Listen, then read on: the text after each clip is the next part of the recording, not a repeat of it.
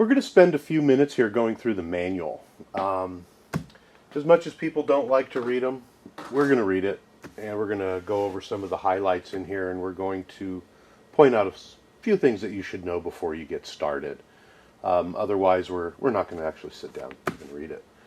When it comes to manuals, Mr. Bill has learned over the years that if you don't read them, you can get in some pretty big trouble, get smashed. And whenever we don't read the manual and something goes wrong, Mr. Bill takes the brunt of it. So it's kind of like the shop mascot. We're going to open up the first part here, and you're going to want to read the cautions here. Several different languages. It's not in too many, but there's 3 languages there. Basically, don't take a bath with it. You're going to want to make sure that you don't run over the dog or the cat or chase them around. Don't plug it into the wall and run through the sprinklers and stuff like that. So go ahead and read it. Some wise words of caution there. One of the parts we're going to explore here really quick, if you're new to the hobby or whatnot, we are going to need some additional equipment. This is a kit. It's not a ready to run, and it leaves some options open to you, which is one of the reasons I like to build kits. So you're going to need some batteries. The batteries are for your receiver, which you're also going to need a receiver, an electronic speed control, a receiver, and a servo. And because I'm a nitwit, we're going to try this again. You're going to need a transmitter, a receiver, an ESC, and a servo, and an on-off switch, which a lot of times they're included in your ESC, so you take a look when you buy one. You're also going to need a 540 size motor, and depending on what ESC that you get, you're going to want to match those up properly. We're going to go over our selection later in the build as far as the electronics that we use and show you how to install them. But for now, this is a choice that you're going to have to make. If you don't know too much about this, my suggestion would be to go to your local hobby shop and see what's available. Or if you choose to use mail order, you may want to go to rccrawler.com and ask your questions there. It's a very inviting rock crawling forum, and there's lots of information there. You can just read and pretty much find out everything you're going to want to know. You're also going to need a battery for your speed controller and motor sub-assembly here. So take a read over that, decide what you're going to do. I'm not going to make any recommendations at this point, but we will show you what we use later on. The second part here is about some tools. Pretty straightforward tool set here. You're going to need a 1.5, a 2, a 2.5, a 3, a 1.5, a 2, and a 2.5 Allen head wrench. And then you're also going to need a 3mm and a 4mm hex driver. And if I remember correctly, inside of the directions bag, there was a little wrench in there, which is going to cover these two. And I don't recall seeing any Allen wrenches in there. So, very basic set. You're going to need 3 Allen wrenches, a 0.5, 1.5, 2, and 2.5. Just like building any other kit, you're going to need a pair of side cutters, and that's basically to cut parts off the tree. You're going to need some Lexan scissors to cut the body panels. A pair of needle nose always helps, and a hobby knife of some sort. So very, very basic set of tools that are going to be needed to build this with. You have warranty information here. Normal stuff, you're going to want to read it. And there's also some information here on the electronics as far as choosing what you're going to want. It just gives you a little bit of help, but there are a lot of options that are available. As we go a little bit further through the manual, we're going to take a look, and these are the parts references here.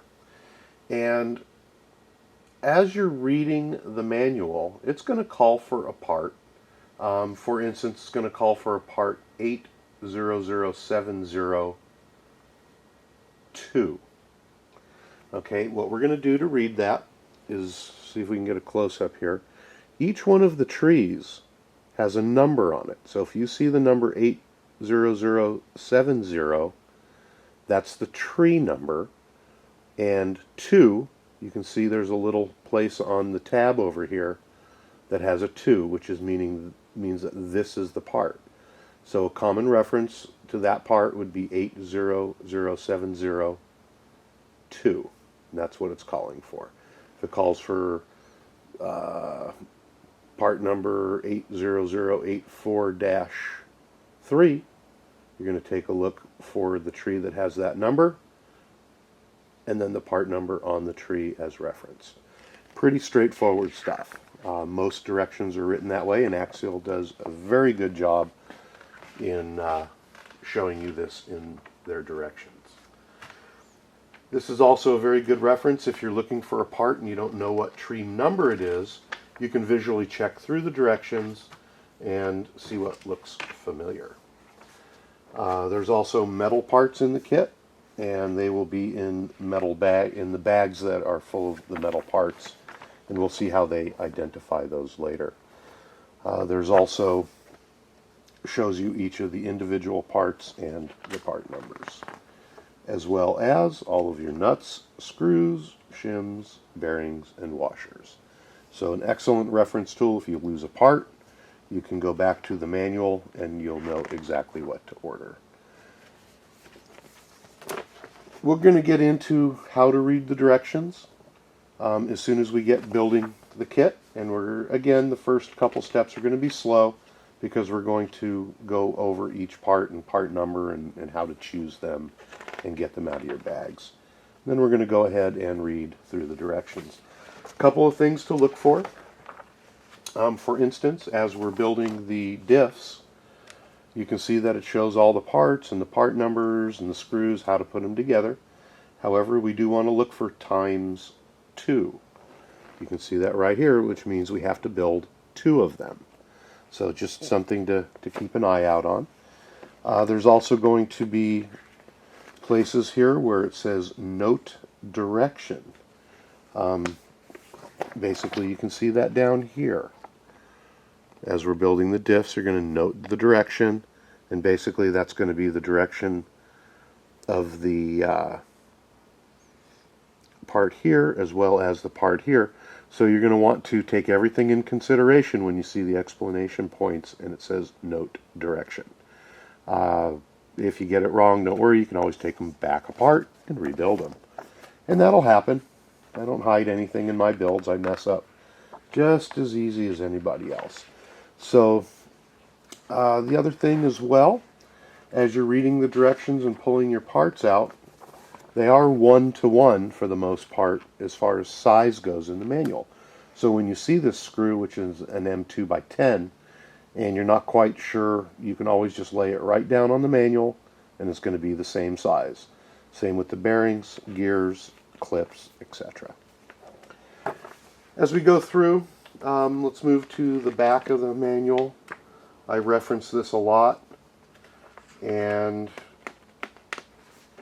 that's going to be the part numbers and descriptions. Every part has a number and a description on there, and they're real nice to refer back to, as well as some tuning tips and tricks that are in there. So that's what it's all about. Another couple of things that I like to use when we're building. I have a big plastic bucket that I use, and I put my parts in there once I open a bag so they don't get lost. Dog doesn't carry them off. The wife doesn't put them in the garbage disposal to pull something out. The other thing that I have is a plastic tray, and you can use a dish or whatever. A lot of times when you open up a bag, especially the metal bags that have screws in them, it's nice to have a dish to put them in so they're not rolling all over your table. This is also very nice to have if you're not building your kit all at one time. and you have to move it back and forth to your workbench. This one has little dividers in it. I picked that up somewhere. It looks like off of a dinner plate for a train. But I really like that a lot. So, all right, that's enough of the boring stuff. We're gonna go ahead and start building our Wraith.